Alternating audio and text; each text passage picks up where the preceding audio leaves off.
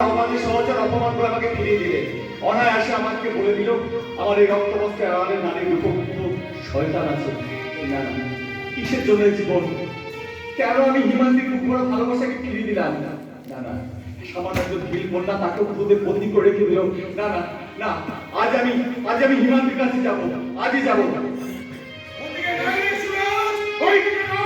তুই আমার সঙ্গে আয়। আগে বলুন, আপনি হিমান্তিকে কেন বন্দি করে রেখেছেন? কি তার অপরাধ? তার অপরাধ সে যে আমার বুক থেকে তোকে কেড়ে নিতে চায় রে সুরাজ। ছলনা করবেন না গুরুদেব, ছলনা করবেন না। বলুন কেন তাকে আটকে রেখেছেন?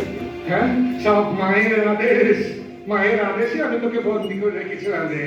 আপনার কুকাজের বিঘ্ন বলুন গুরুদেব, কুকাজের বিঘ্ন বলুন। বলুন তাকে আটকে রেখে কি সত্যের রথকে থামানো গেছে? মাধব মন্দির কি কামানের গোলায় ভাঙতে পেরেছে? এইবার পারবো। গুরুদেব, শোন সুরাজ, আজ আমি হেমন্তীকে মুক্তি করে দেব। তুই আমার সঙ্গে বন্দি আয় সুরাজ। না গুরুদেব, তার আগে বলুন মায়ের নামে কেন এই ছলনা? তিনি কি সত্যি রাজরক্ত চান? কে বলেছে তোকে? গুরুদেব, ধর্মের বেদিতে দাঁড়িয়ে রাজনীতি করতে যাবেন না। মীরাবাই করার চেষ্টা করবেন না, তাহলে কি? তাহলে আমাকে আপনি খুঁজে পাবেন না, আর মাকেও আপনি হারাবেন না।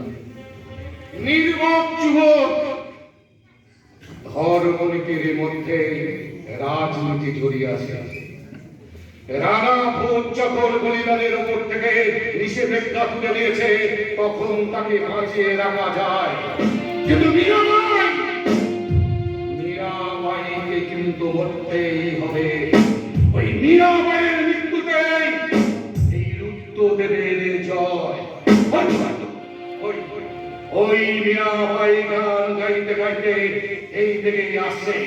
সঙ্গে কেউ নেই এই উপযুক্ত